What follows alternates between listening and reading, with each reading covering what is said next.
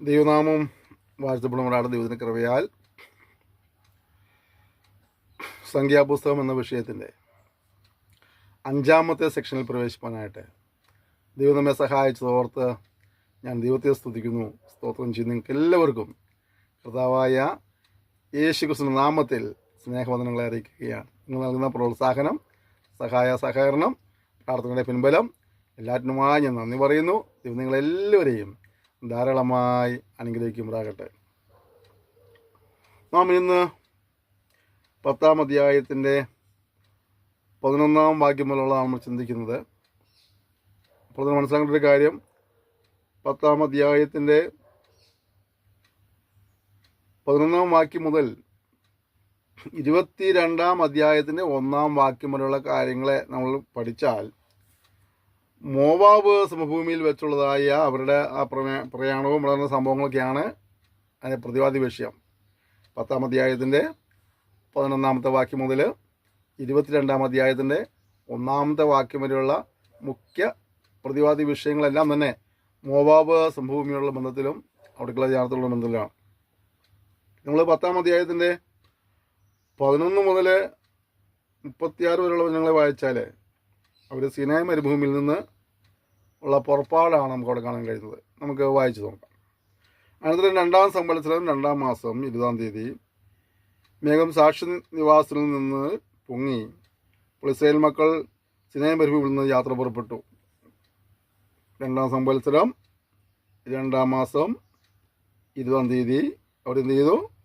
Sinai മരുഭൂമിയിൽ നിന്ന് യാത്ര പുറപ്പെട്ടു. ഇതുവരെ അവർ സിനായ് മരുഭൂമിയിലായിരുന്നു. അപ്പോൾ അവിടെ നിന്ന് യാത്ര പുറപ്പെടുക. മേഘം പാരാൻ മരുഭൂമിയിൽ വന്ന് നിന്നു. സിനായ് മരുഭൂമിയിൽ നിന്ന് അവരവിടേക്ക് പോയി പാരാൻ മരുഭൂമിയിൽ വന്ന് നിന്നു. യഹോവ മോശെ മുഖാന്തരം കൽപ്പിച്ചതുപോലെ അവർ ഇങ്ങനെ ആദ്യമായി യാത്ര പുറപ്പെട്ടു.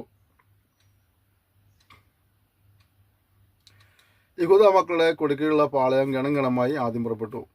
അവരുടെ സേനാപതി അമിനാദാബിൻ്റെ മകൻ നഗശോൻ, സഖർ മക്കളുടെ ഗോത്ര സേനാപതി സുവേറിൻ്റെ മകൻ നദനേൽ. അങ്ങനെ അവരെ ആ ഗോത്രത്തലവന്മാരുടെ ഒപ്പം തന്നെ അവർ യാത്ര പുറപ്പെടുകയാണ്. അതിൻ്റെ 29-ാം വാക്യം വായിക്കുമ്പോൾ, പിന്നെ മോശൻ്റെ അമ്മായപ്പനായ രയുവേൽ എന്ന മിദ്യാനായ മകനായ ഹോബാബിനോട്, നിങ്ങൾക്ക് ഞാൻ തരുമെന്ന് യഹോവ അരുളിച്ച ദേശത്തേക്ക് ഞങ്ങൾ യാത്ര ചെയ്യുന്നു. യഹോവ ഇസ്രായേലിന് നന്മ ചൊല്ലി ഇരിക്കുകൊണ്ട് നീ ഞങ്ങളോട് കൂടെ വരിക, ഞങ്ങൾ നിനക്ക് നന്മ ചെയ്യും എന്ന് പറഞ്ഞു. അവനോട് ഞാൻ വരുന്നില്ല, എൻ്റെ സ്വദേശത്തേക്ക് ചർച്ചക്കാരുടെ അടുക്കിലേക്ക് ഞാൻ പോകുന്നു എന്ന് പറഞ്ഞു. അതിന് അവൻ, ഞങ്ങളെ വിട്ടുപോകരുത്, മരുഭൂമിയിൽ ഞങ്ങൾ പാളയമിറങ്ങേണ്ടത് എങ്ങനെയെന്ന് നീ അറിയുന്നു.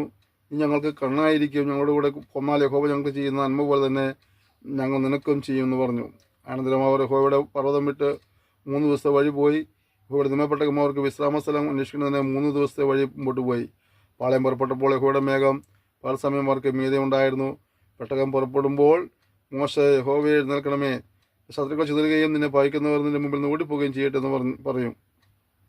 അത് വിശ്രമിക്കുമ്പോൾ അവൻ യഹോവയെ അനേകമായിരമായ ഇസ്രായേലിൻ്റെ അടുക്കൽ മടങ്ങി വരണമേ എന്ന് പറയും. അനന്തരം ജനം യഹോവയ്ക്ക് അനിഷ്ടം തോന്നുമാറ് പിറുപിറുത്തു. ഇവിടെ നോക്കി 11-ാം അധ്യായമായപ്പോഴത്തേക്കും ദൈവം അവർക്ക് ചെയ്തതായ ഉപകാരങ്ങളൊക്കെ മറന്ന് പതിവത്തിലെ പിറുപിറുക്കാൻ തുടങ്ങി. സീനായിന്ന് യാത്ര പുറപ്പെട്ടവരാണ്.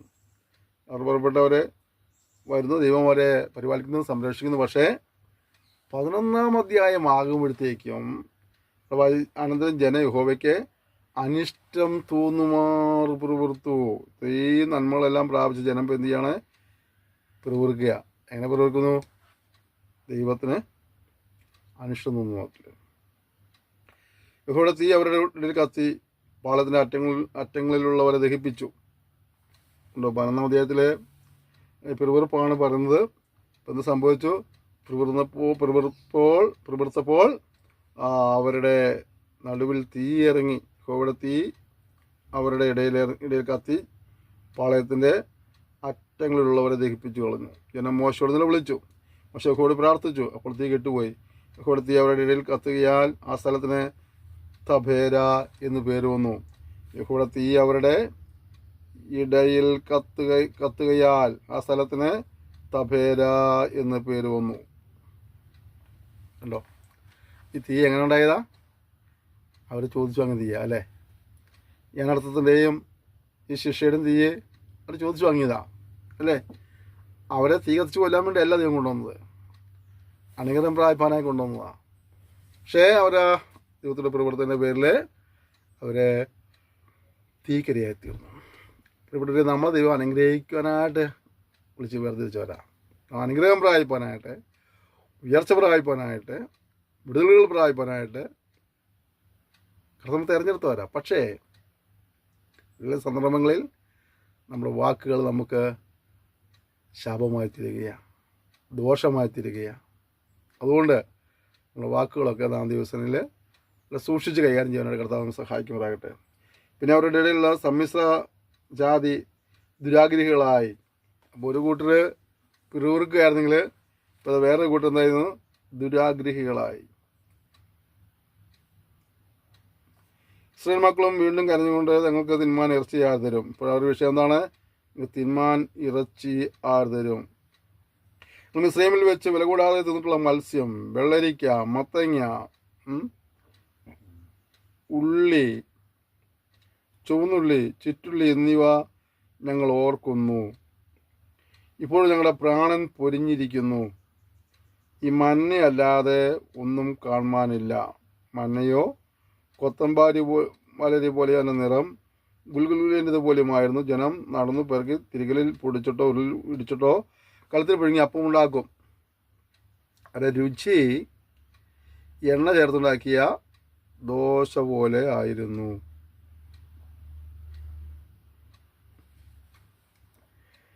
ശ്രദ്ധിച്ചേ, ഇവരിപ്പോൾ ആകെ കംപ്ലൈൻറ്റാണ്. നമുക്കറിയാം, മിസ്രൈമിൽ കിടന്നത് നിങ്ങൾ അയ്യം വിളിച്ചിട്ടാണ്. അവർ നിലവിളി കേട്ട് അവർ വിടിയിപ്പാനായി കർത്താവ് ഇറങ്ങി വന്ന് മോശയെ ലീഡറാക്കി നിയമിച്ച് അവരുടെ സഹായിയായി കൂടെ വിട്ട് ഫറവോട് സംസാരിച്ച് അവിടെ അത്ഭുതങ്ങൾ കാണിച്ച് ബാധകൾ വരുത്തി ഈ ജനത്തെ ഒന്ന് വിടുവിച്ച് ചെങ്കടൽ കടത്തി ഇപ്പുറത്ത് കൊണ്ടുവന്നത്. അതിനു ശേഷം ഇതുവരെയുള്ള സമയങ്ങളൊക്കെ ദൈവത്തിൻ്റെ അത്ഭുതകരമായ പരിപാലനം അവർക്കുണ്ടായിരുന്നു. എന്നാൽ ഇപ്പോഴും ഇത് എന്ത് ചെയ്യാണ്? ഞങ്ങൾക്ക് മിസ്രൈമിൽ എന്തൊക്കെ ഉണ്ടായിരുന്നു? മത്തങ്ങ ഉണ്ടായിരുന്നു, ഉള്ളി ഉണ്ടായിരുന്നു, മത്സ്യം ഉണ്ടായിരുന്നു, വെള്ളരിക്ക ഉണ്ടായിരുന്നു അല്ലേ? ഞാൻ ഈ അടുത്ത സമയത്ത് വിദേശത്തുള്ള ഒരു മീറ്റിംഗ് പങ്കെടുക്കാൻ പോയപ്പോഴേ അവിടെ ഇങ്ങനെ ഈ മത്തങ്ങ തൊലിയെത്തി ചെറിയ ചെറിയ കഷ്ണങ്ങളായിട്ട് ഇങ്ങനെ അരിഞ്ഞു വെച്ചിരിക്കുകയാണ്. അതുപോലെ വെള്ളരിക്ക, കുക്കുമ്പറും മറ്റു വെള്ളരിക്കയൊക്കെ ഇങ്ങനെ ചെറിയ കഷ്ണങ്ങളായിട്ട് അരിഞ്ഞു വെച്ചിരിക്കുകയാണ്. അപ്പോൾ ഞാൻ പോയ മീറ്റിങ്ങിൽ ഏകദേശം 33 രാജ്യങ്ങളിലെ ആളുകളുണ്ടായിരുന്നു ആ മീറ്റിങ്ങിൽ പങ്കെടുക്കാനായിട്ട്. അപ്പോൾ ചില രാജ്യക്കാർ വന്നിട്ട് ഈ മത്തങ്ങ അവർ പ്ലേറ്റിൽ എടുത്ത് പോയിട്ട് തിന്നുകയാണ്. പല പല രാജ്യക്കാരുടെ ഭക്ഷണം അവിടെ ഒരുക്കിയിട്ടുണ്ടായിരുന്നതിൽ. അപ്പോൾ ഈ മത്തങ്ങ കഷ്ണം എടുത്ത് പോയപ്പോൾ അതിങ്ങനെ ചെത്തി വെച്ചതിൻ്റെ പേരിൽ എന്താ കണ്ടാൽ മനസ്സിലാവില്ല, പെട്ടെന്ന് കണ്ടാൽ മനസ്സിലാവില്ലായിരുന്നു. അപ്പോൾ അതിൽ ഒരു കഷ്ണം എടുത്ത് ഞാൻ തിന്നപ്പോഴാണ് എനിക്ക് മത്തങ്ങ മനസ്സിലായത്. അപ്പോൾ ഇവിടെ മിസ്രൈമിയർ പറഞ്ഞത്, ഞങ്ങൾക്ക് ഇസ്രായേൽ മക്കൾ പറഞ്ഞത്, ഞങ്ങൾക്ക് മിസ്രൈമിൽ എന്തൊക്കെ ഉണ്ടായിരുന്നു? മത്തങ്ങ ഉണ്ടായിരുന്നു, വെള്ളരിക്ക ഉണ്ടായിരുന്നു, ചുവന്നുള്ളി ഉണ്ടായിരുന്നു, ചുറ്റുള്ളി ഉണ്ടായിരുന്നു. ഇപ്പോൾ ഇവിടെ ആകെ കൂടി എന്തേ ഉള്ളൂ? ഈ മന്ന മാത്രമേ ഉള്ളൂ. ഈ മന്നയെക്കുറിച്ച് നമ്മൾ പുറപ്പാട് ദിവസം പഠിക്കുമ്പോൾ അത് തേൻ ചേർത്തുണ്ടാക്കിയ ദോശ പോലെ അന്ന് പുള്ളികൾ പറഞ്ഞത്. ഇപ്പോൾ കുറച്ചു കാലം മന നിന്ന് കഴിഞ്ഞപ്പോൾ അവർ പറയുകയാണത് അതിൻ്റെ രുചി എങ്ങനെയാണ്? എണ്ണ ചേർത്തുണ്ടാക്കിയ ദോശ പോലെ എന്നായി അല്ലേ? നമ്മളൊക്കെ ഈ വിഭാഗത്തിൽ വരുന്ന സമയത്തൊക്കെ നമുക്ക് എന്ത് സന്തോഷമായിരുന്നു. കൂട്ടായ്മയ്ക്ക് പോകാനായിട്ട്, ആരാധനയ്ക്ക് പോകാനായിട്ട്, പ്രാർത്ഥനയ്ക്ക് പോകാനായിട്ട് ഭയങ്കര സന്തോഷമായിരുന്നു. പുറമേ പോയിട്ട് പരിശോധനയോ ഒക്കെ നമുക്ക് ആത്മീയ കൂട്ടങ്ങൾക്കെല്ലാം വളരെ ഉത്സാഹമായിരുന്നു. ഞങ്ങളുടെ ചെറുപ്രായത്തിലെ കിലോമീറ്ററുകൾ നടന്ന് ഞങ്ങൾ കൺവെൻഷൻ പങ്കെടുക്കാൻ പോയിട്ടുണ്ട്.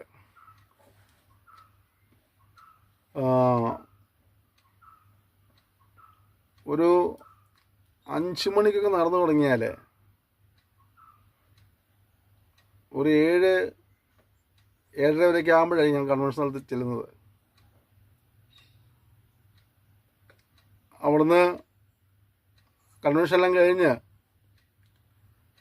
അത്രയും ദൂരം പിന്നീട് ഇങ്ങോട്ട് നടക്കണം. അന്ന് വാഹന സൗകര്യങ്ങളൊന്നും ഉണ്ടായിരുന്നില്ല.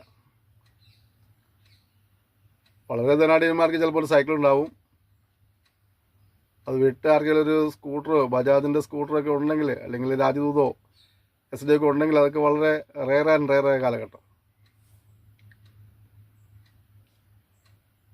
അന്ന് ഞങ്ങൾ അത്രയും ദൂരമൊക്കെ നടന്നു പോയിട്ട് കൺവെൻഷന് പോകുമായിരുന്നു. കൺവെൻഷൻ കഴിഞ്ഞ് തിരിച്ച് നടക്കുമായിരുന്നു. ഒരു മാസത്തിന് പോകാനൊക്കെ ആയിട്ട് 10-12 കിലോമീറ്ററൊക്കെ നടന്നു പോയിട്ടുണ്ട്. അതേ 12 കിലോമീറ്റർ തിരിച്ച് ഇങ്ങോട്ട് നടക്കണം. 24 കിലോമീറ്റർ നടന്നിട്ടാണ് ഒരു മാസം കൂടാൻ പോകുന്നത്. ഇന്ന് നമുക്കെല്ലാവർക്കും വാഹനങ്ങളൊക്കെ ആയി. ഒരു വീട്ടിൽ തന്നെ ആളാൻ പ്രതി 2 വീലറും ചിലപ്പോൾ ഒന്നിലധികം കാറുകളൊക്കെ ഉള്ള അങ്ങനെയുള്ള കാലഘട്ടമൊക്കെ പുരോഗമിച്ചു നമ്മുടെ. പക്ഷെ 1 കിലോമീറ്ററിനുള്ളിലുള്ള ഒരു ആരാധനാലയത്തിൽ പോലും പോകാനായിട്ട് നമുക്കിപ്പോൾ മടിയാണ്. 1 കിലോമീറ്റർ നടന്ന് നമ്മൾ ആരാധനാലയങ്ങൾ ചെല്ലും.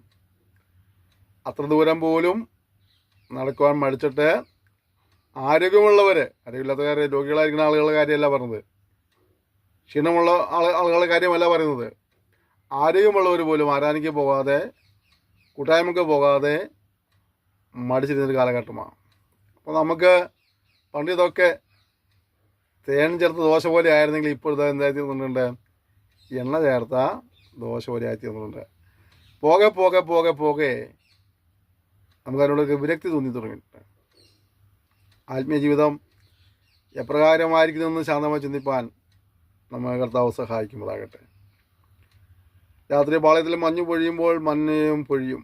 ജനം കുടുംബമായി ഓരോരുത്തൻ താന്താനെ കൂടാരവാതിക്കൽ വെച്ച് കരയുന്നത് മോശ കേട്ടു. യഹോവയുടെ കോപം ഏറ്റവും ജ്വലിച്ചു. കണ്ടോ, എല്ലാ കരച്ചിലും ദൈവം മനസ്സിലായില്ല. ചില കരച്ചിലുകൾക്ക് മുന്നിൽ എന്ത് ചെയ്യാണ് ദൈവം നമ്മുടെ കോപം ജ്വലിക്കും. കാരണം എന്താണ്, ഇത് അനാവശ്യമായ കരച്ചിലാണ്.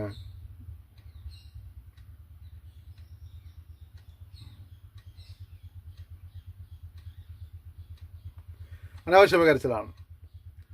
അപ്പോൾ ഓർക്കേണ്ട കാര്യം, നാം ദിവസത്തിലായിരിക്കുമ്പോൾ അനാവശ്യമായ കരച്ചിലുകളിലേക്ക് ഇതും പോകാതിരിക്കാൻ സൂക്ഷിക്കണം. ഗ്രൂപ്പ് ഒക്കെ വളരെ സൂക്ഷിച്ച് ചെയ്യേണ്ട കാര്യങ്ങളാണ്, അല്ലേ? ഇപ്പോഴത്തെ അടുത്തൊരു കുഴപ്പം എന്താ അറിയാവോ? നേതൃത്വം.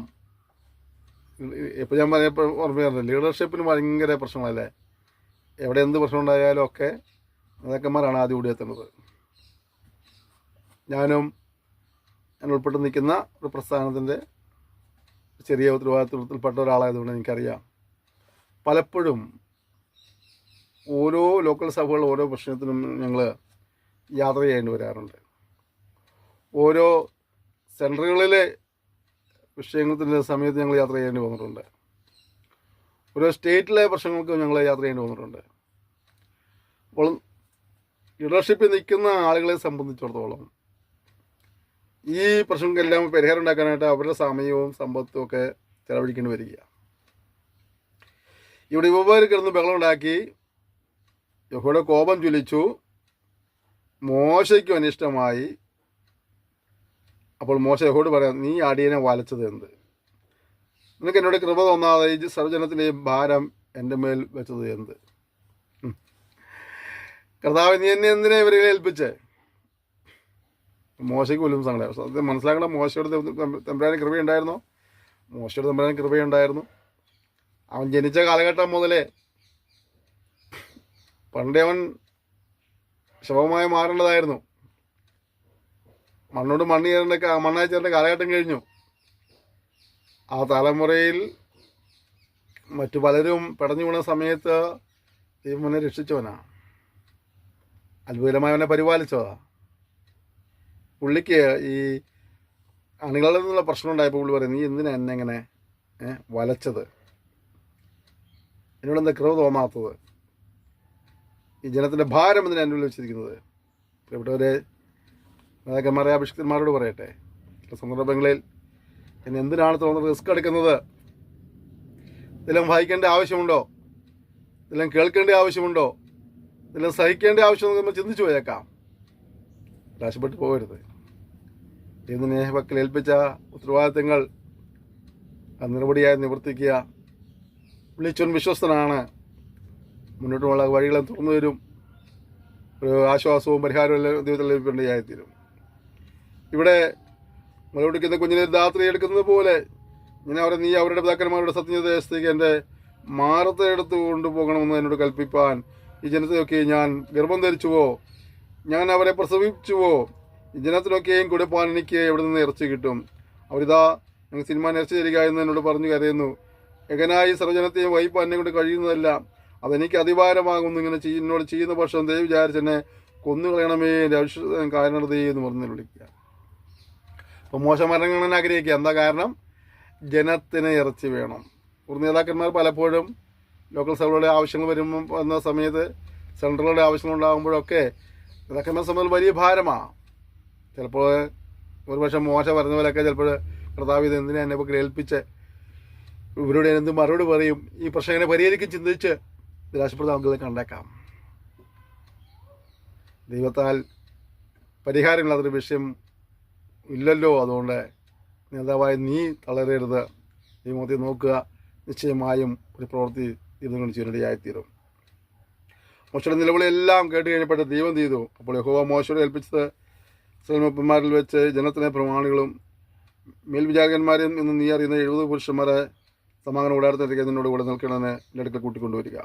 അവിടെ ഞാൻ നിനക്ക് ഇറങ്ങി വന്ന് എന്നോട് അരുളി ചെയ്യും. ഞാൻ നിൻ്റെ മേലുള്ള ആത്മാവിൽ കുറേ എടുത്ത് അവരുടെ മേൽ പകരും. നീ എങ്ങനെയായി വഹിക്കാതിരിക്കേണ്ടതിന് അവർ നിന്നോട് കൂടെ ജനത്തിൻ്റെ ഭാരം വഹിക്കും. എന്നാൽ ജനത്തോട് നീ പറയേണ്ടത്, നാളത്തേക്ക് നിങ്ങൾ തന്നെ ശുദ്ധീകരിപ്പീൻ, അത് നിങ്ങൾ ഇറച്ചി തിന്നും. നിങ്ങൾക്ക് തിന്മാൻ ഇറച്ചി ആർ തരും? മിസ്രൈമിൽ ഞങ്ങൾക്ക് നന്നായിരുന്നു നിങ്ങൾ പറഞ്ഞ് യഹോവകൾക്ക് കരഞ്ഞുവല്ലോ. അകലെ യഹോവ നിങ്ങൾക്ക് ഇറച്ചി തരികയും നിങ്ങൾ തിന്നുകയും ചെയ്യും. ഒരു ദിവസമല്ല, 2 ദിവസമല്ല, 5 ദിവസമല്ല, 10 ദിവസമല്ല, 20 ദിവസവുമല്ല, ഒരു മാസം മുഴുവനും. കണ്ടോ ദൈവത്തിൻ്റെ പ്രവൃത്തി? കണ്ടോ ഇവരെന്തിനാണ് നിലവിളിച്ചത്? ആവശ്യത്തിന്മേൽ ദൈവം തന്നെ അവർക്ക് മറുപടി കൊടുക്കുക. എന്നിട്ട് പറഞ്ഞത് ഒരു ദിവസത്തേക്കല്ല, ഒരു മാസത്തേക്ക്. അതിൻ്റെ അർത്ഥ കാര്യമാണ് ശ്രദ്ധിക്കുന്നത്. അത് നിങ്ങളുടെ മൂക്കിൽ കൂടി പുറപ്പെട്ട് നിങ്ങൾക്ക് ഓക്കാനും വരുവോളം നിങ്ങൾ തിന്നും. നിങ്ങളുടെ ഇടയിലുള്ള യഹോവയെ നിങ്ങൾ നിരസിക്കുകയും നിങ്ങൾ മിസ്രൈമിൽ നിന്ന് ഇതിന് പുറപ്പെട്ടു വന്ന് പറഞ്ഞ് അവൻ്റെ മുമ്പാ കരയുകയും ചെയ്തിരിക്കുന്നുവല്ലോ. മോശ എന്നോട് കൂടെയുള്ള ജനം 6 ലക്ഷം കാലാളുണ്ട്. ഒരു മാസം മുഴുവൻ തിന്മാൻ ഞാൻ അവർക്ക് ഇറച്ചി കൊടുക്കണമെന്ന് നീ അരുളി ചെയ്യുന്നു. അവർക്ക് മതിയാകണം ആടുകളെയും അവർക്ക് വേണ്ടി ഇറക്കുമോ? അവർക്ക് മതിയാകണം സമുദ്രത്തിലെ മത്സ്യത്തെയൊക്കെയും അവർക്ക് വേണ്ടി പിടിച്ചു കൂട്ടുമോ എന്ന് ചോദിച്ചു. ഇപ്പോൾ മോശയ്ക്ക് പോലും ദൈവത്തെക്കുറിച്ചുള്ള ചെറിയ സംശയമുണ്ടാകുക. മോശ സാഹചര്യത്തിൽ ഇതിന് വിവരിച്ചു കൊടുക്കുക. എൻ്റെ കൂടെ എത്ര ആൾക്കാരുണ്ട്, അവർക്ക് ഇന്ന സാധനങ്ങൾ വേണം, ഇതൊക്കെ എവിടെ നിന്ന് കിട്ടുമെന്ന് ചോദിച്ചാൽ ആകെ പുറപ്പെടുക. പ്രിയപ്പെട്ടവരെ, നമ്മുടെ കീഴിൽ ഒരു സമൂഹമുണ്ടെങ്കിൽ നാം പ്രാർത്ഥിക്കുന്നതിന് മുമ്പ്, നാം വിശ്വസിച്ച് ചെല്ലുന്നതിന് മുമ്പ് തന്നെ ദൈവം അതിനുള്ള സൊല്യൂഷൻ കണ്ടുവച്ചിട്ടുണ്ടായിരിക്കും. അതേസമയം നമ്മൾ കർത്താവിൻ്റെ ഹിതപ്രകാരം കർത്താവിൻ്റെ ആചരണ പ്രകാരം കൊണ്ട് പോകുക എന്നുള്ളതാണ് ഉത്തരവാദിത്വം. ബാക്കിയുള്ള എല്ലാ കാര്യങ്ങളെല്ലാം ദൈവത്താൽ ക്രമീകരിക്കപ്പെടും.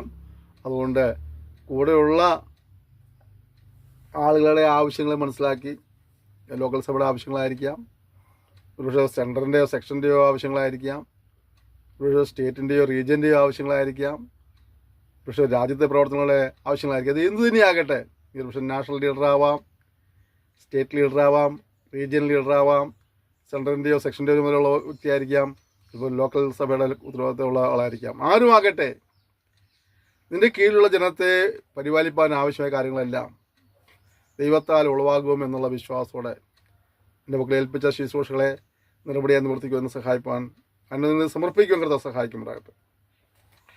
യഹോവ മോശയോട്, യഹോവയുടെ കൈ കുറുതായിപ്പോയോ? എൻ്റെ വചനം നിവൃത്തിയാകുമോ ഇല്ലയോ എന്ന് നീ ഇപ്പോൾ കാണുമെന്ന് കൽപ്പിച്ചു. കണ്ടോ, കർത്താവ് പറയേ, കുഞ്ഞേ, എൻ്റെ കൈ കുറുതായി പോയിട്ടുണ്ടോ? എൻ്റെ വചനം നിവൃത്തിയാകുമോ ഇല്ലയോ എന്ന് നീ ഇപ്പോൾ കാണും. പ്രിയപ്പെട്ടവരെ, നമ്മുടെ ദൈവത്തിൻ്റെ കരം കുറുതായി പോയിട്ടില്ല. നമുക്കിവിടെ അല്പങ്ങളെ പ്രവർത്തിക്കുവാൻ അവൻ ശക്തനാണ്. അവനെ പരീക്ഷിക്കരുത്. പിറകോൽക്കരുത്, നിശ്ചയമായും നമ്മെ സഹായിപ്പണിടയായിത്തീരും. അങ്ങനെ മോശ ചെന്ന് യഹോവയുടെ വചനങ്ങളെ ജനത്തോട് പറഞ്ഞു. ജനത്തിലെ മൂപ്പന്മാരിൽ 70 പേരെ പുരുഷന്മാരെ കൂട്ടി കൂടാരത്തിന് ചുറ്റും നിർത്തി. എന്നാൽ യഹോവ ഒരു മേഘത്തിൽ ഇറങ്ങി അവനോട് അരുളിച്ചത് അവമേലുള്ള ആത്മാവിൽ കുറെ എടുത്ത് മൂപ്പന്മാരായ 70 പുരുഷന്മാർക്ക് കൊടുത്തു. ആത്മാവ് അവരുടെ മേൽ ആവസിച്ചപ്പോൾ അവർ പ്രവചിച്ചു. പിന്നെ അങ്ങനെ ചെയ്തില്ല താനും. എന്നാൽ ആ പുരുഷന്മാരിൽ 2 പേർ പാളയത്തിൽ തന്നെ താമസിച്ചിരുന്നു. ഒരുത്തിന് എൽദാദ് എന്നും മറ്റവന് മേദാദ് എന്നും പേർ. ആത്മാവ് അവരുടെ മേലും ആവസിച്ചു. അവരും പേരെഴുതിയവരിൽ ഉള്ളവരായിരുന്നു, എങ്കിലും കൂടാരത്തിലേക്ക് ചെന്നിരുന്നില്ല. പാളയത്തിൽ വെച്ച് പ്രവചിച്ചു. അപ്പോൾ ഒരു ബാല്യക്കാരൻ മോശയുടെ കൂടി ചെന്ന് എൽദാദും മേദാദും പാളയത്തിൽ വെച്ച് പ്രവചിക്കുന്നതെന്ന് അറിയിച്ചു. എന്നാൽ നൂൻ്റെ മനായ ബാല്യം മുതൽ മോശയുടെ ശുശ്രൂഷക്കാരനായിരുന്ന യോശുവ യജമാനനായ മോശയെ അവരെ വിരോധിക്കണമേ എന്ന് പറഞ്ഞു. മോശ അവനോട് എന്ന് വിചാരിച്ച് നീ അസൂയപ്പെടുന്നുവോ? യഹോവയുടെ ജനമൊക്കെയും പ്രവാചകന്മാരാകുകയും യഹോവയുടെ ആത്മാവിനെ അവരുടെ മേൽ പകരുകയും ചെയ്തെങ്കിൽ കൊള്ളാമായിരുന്നു എന്ന് പറഞ്ഞു. മോശയെയും ഇസ്രായേൽ മൂപ്പന്മാരെയും പാളയത്തിൽ വന്നു ചേർന്നു. ശ്രദ്ധിച്ച്, നമുക്ക് ഈ എല്ലാ സ്ഥലത്തും നേതാക്കന്മാരുടെ സ്നേഹമുള്ള ആളുകളുണ്ട്. അങ്ങനെയുള്ളവർ സ്നേഹ കൂടുതലുകൊണ്ട് ചിലപ്പോഴേ പ്രമാണം ചിന്തിക്കും പ്രവർത്തിക്കും ചെയ്യുന്നതൊക്കെ അല്ലേ. ചില നേതാക്കന്മാർ എന്തെങ്കിലുമൊക്കെ പറയുമ്പോഴത്തേക്കും ആത്മീയലോകത്ത് പോലും ചിലരെ അങ്ങനെ പറയുന്നവരെ, നിങ്ങളുടെ നേതാവിനെ പറയുന്നവരെ ചോദ്യം ചെയ്യാനും ഉപദ്രവിക്കാനൊക്കെ പോകുന്ന കാണാറുണ്ട്.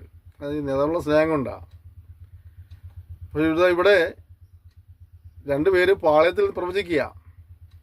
അപ്പോഴത്തേക്കും യോശുവയ്ക്ക് ഒരു ചെറിയ സംശയം, ഇവന്മാർ പോയി വിരോധിച്ചാലോ? കാരണം അവരുടെ നേതാവായ മോശയ്ക്ക് മുകളിലേക്ക് ഇവർ വരുമെന്ന് ചിന്ത. ഉടനെ മോശയുടെ ഒരു ആഗ്രഹമാണ് ഈ ജനമൊക്കെയും പ്രവാചകന്മാരാകുകയും യഹോവയുടെ ജനാത്മാവിനെ അവരുടെ മേൽ പകരുകയും ചെയ്തെങ്കിൽ കൊള്ളായിരുന്നു. നല്ല ആഗ്രഹം, നല്ല പ്രാർത്ഥനയാണ് അല്ലേ. സോറി ഈ തലമുറയിലും ദൈവത്തിൻ്റെ ജനം ആത്മാവിൽ നിറയപ്പെട്ടവരായി കൃപാവരങ്ങളിൽ ജ്വലിക്കപ്പെട്ടവരായി തീർന്നെങ്കിൽ കൊള്ളാമായിരുന്നു. പലപ്പോഴും നമുക്കത് പ്രാപിക്കുവാൻ മടികളാണ് ആ ശുശ്രൂഷകളുള്ളവർ തേടി നമ്മൾ പോകുന്നത്. അവിടെ കുഴപ്പം, ആ ശുശ്രൂഷയ്ക്ക് സമൂഹത്തിലൊരു നല്ല വിലയുണ്ട് നടന്നു കഴിഞ്ഞപ്പോൾ ഒരുപാട് കള്ളനാണയങ്ങളെല്ലാം ഇറങ്ങാൻ തുടങ്ങി. പ്രവചന ശുശ്രൂഷ ഇന്നുമുണ്ട്. ദിവസം പ്രാപിച്ച് ജനത്തിന് ഏൽപ്പിച്ചു കൊടുക്കുന്ന പ്രവാചകന്മാരെന്നുമുണ്ട്. പക്ഷെ അതേസമയം പ്രവാചകന്മാർ എന്ന് പറഞ്ഞ് ദ്രവ്യസമ്പാദനത്തിന് വേണ്ടി ഇറങ്ങി തിരിച്ച ഒരു കൂട്ടം ആളുകളും ഇതിനിടയിൽ കടന്നുകൂട്ടിയിട്ടുണ്ടെന്ന് പറഞ്ഞാൽ എന്നോട് ദേഷ്യപ്പെടുകയൊന്നും ചെയ്യരുത്. സത്യം അതാണ്.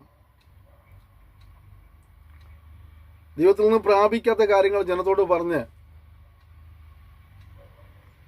അവരുടെ കാര്യങ്ങൾക്ക് നേട്ടമുണ്ടാക്കുന്നതല്ലാതെ അങ്ങനെയുള്ളവരുണ്ട്. അവരെ തിരിച്ചറിയാൻ പലപ്പോഴും കഴിയാറില്ല എന്നുള്ള നമ്മുടെ സത്യം.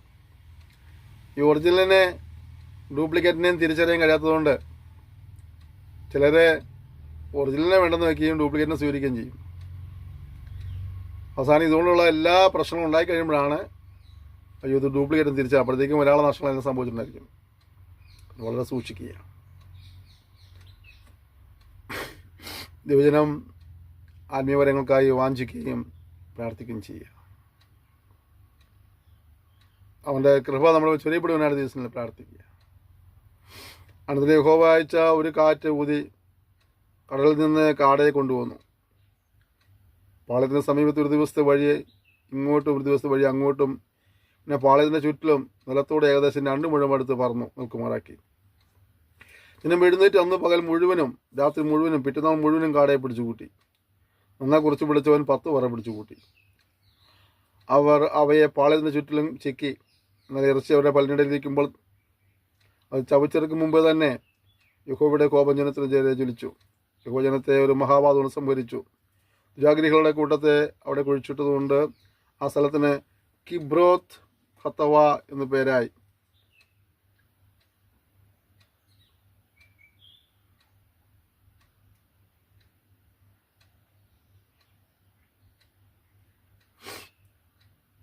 കിബ്രോത്ത് ഹത്തവ വിട്ട് ജനം ഹസ്രോത്തിലേക്ക് പുറപ്പെട്ടു. ജനം ചെന്ന് ഹസ്രോത്തിൽ പാർത്തു. ഇവിടെ നോക്കി ഇവരെ ഇറച്ചിക്ക് വേണ്ടി പ്രാർത്ഥിച്ചു, യാചിച്ചു, ബലമുണ്ടാക്കി. അവർ അവിടെ വിശ്രമിക്കുക. ആ ദൈവം എന്ത് ചെയ്തു? രാത്രി ഒരു കാറ്റടുപ്പിച്ച് സമുദ്രത്തിൽ നിന്ന് കാടയെ കൊണ്ടുവന്ന് പാളയത്തിൻ്റെ സമീപത്ത് പറന്ന് നടക്കുമാറാക്കി. ജനം മറുതലിച്ചാണ് ഇതൊക്കെ ചെയ്തതെങ്കിലും ദൈവങ്ങളോട് കരുണ കാണിച്ചു നിൽക്കട്ടെ. ഞാൻ മറ്റൊരു കാര്യം പറയാൻ ആഗ്രഹിക്കുന്നത്, നമ്മൾ കരഞ്ഞ് പ്രാർത്ഥിക്കുന്ന കാര്യങ്ങളിന്മേൽ അതിൻ്റെ മറുപടി നമ്മുടെ പാളയത്തിൽ നമ്മൾ ആയിരുന്നിടത്ത് എത്തിപ്പിടിക്കത്തക്ക രീതിയിൽ നമ്മളൊക്കെ കൊണ്ടുതരുമ്പോൾ കാര്യം മറന്നു പോകരുത്. ഇവിടെ ഇവർ ദോഷം ചെയ്തതിൻ്റെ ഫലമായിട്ട് അതിൻ്റെ പരിണതഫലം അനുഭവിച്ചു. നമ്മൾ വായിച്ചിങ്ങനെ ദുരാഗ്രഹികളായ ആളുകൾ മഹാബാധ കൊണ്ട് സംഹരിക്കപ്പെടുന്നിടയായി തീർന്നു. അവരെ ഒരു സ്ഥലത്ത് കുഴിച്ചു കൂട്ടി. ആ സ്ഥലത്തിന് കിബ്രോത്ത് ഹത്തവ എന്നു പേരായി. ദുരാഗ്രഹികളായിട്ടോ പിറുപിറുക്കുന്നവരോ ആയി മാറുവാനല്ല, മറിച്ച് കർത്താവിനെ അനുസരിച്ച് അവൻ്റെ പ്രസാദം ലഭിച്ചവരായി അനുഗ്രഹം പ്രാച്ചുകൊണ്ട് പോകാനായിട്ട് കർത്താവ് നമ്മെ സഹായിക്കട്ടെ. നമ്മെ സമർപ്പിച്ച് ദൈവത്തോട് ഒരുമിച്ച് പ്രാർത്ഥിക്കാം. സ്വർഗീയ പിതാവേ തന്ന സെക്ഷനായി സ്തോത്രം ചെയ്യുന്നു. നമ്മൾ സംസാരിച്ചുകൊണ്ടിരുന്നല്ലോ കർത്താവ്, ഞങ്ങൾ ഇന്ന് സന്നിധിയിൽ കർത്താവെ അനുസരണം കേട്ടവരായിട്ടല്ല, മറിച്ച് പിറുപിറുക്കുന്നവരായിട്ടല്ല, ദുരാഗ്രഹികളായിട്ടല്ല, വിശ്വസ്തയോട് സ്നേഹിപ്പം കർത്താവ് ഞങ്ങളെ സഹായിക്കുമാറാകണമേ എന്ന് പ്രാർത്ഥിക്കുന്നു. അനുഗ്രഹങ്ങൾ പ്രാർത്ഥിക്കുന്നത് തിരുവനന്തപുരം സഹായിക്കണമേ. ദൈവപ്രസാദം ലഭിപ്പം കർത്താവ് സഹായിക്കുമാറാണെന്ന് പ്രാർത്ഥിക്കുന്നു. ജനത്തെ അധികാരത്താൽ പിതാവിൻ്റെയും പുത്രൻ്റെയും പരിശുദ്ധാത്മനാമത്തിലൂടെ അനുഗ്രഹിച്ച് പ്രാർത്ഥിക്കുന്നു. ആത്മീയമായി, ഭൗമികമായി, ശാരീരികമായി, മാനസികമായിട്ടുള്ള അഭിവൃദ്ധി പ്രായപ്പം കർത്താവ് ദൈവമായി സഹായിക്കണമെന്ന് പ്രാർത്ഥിക്കുന്നു. അനുഗ്രഹിക്കായ സ്തോത്രം യേശുവിൻ നാമത്തിൽ തന്നെ ആമേൻ. ക്ഷമയോടെ സന്ദേശം ശ്രമിച്ചതിന് നന്ദി പറയുന്നു. ദൈവം നിങ്ങളെല്ലാവരെയും ധാരാളമായി അനുഗ്രഹിക്കുമാറാകട്ടെ. കർത്താവിനെ ഒരു താമസിച്ചാൽ നമുക്ക് അടുത്ത സെക്ഷനിൽ വീണ്ടും കാണാം. അതുവരെയും കർത്താവ് തൻ്റെ വിസ്താരം വരെ ചെറിയ സൂക്ഷിക്കുന്നതിനായിട്ട് പരസ്പരം ഓർത്ത് പ്രാർത്ഥിക്കാം. എല്ലാ സഹകരണത്തിനും പ്രോത്സാഹനത്തിനും നന്ദി പറയുന്നു. Thank you. May God bless you.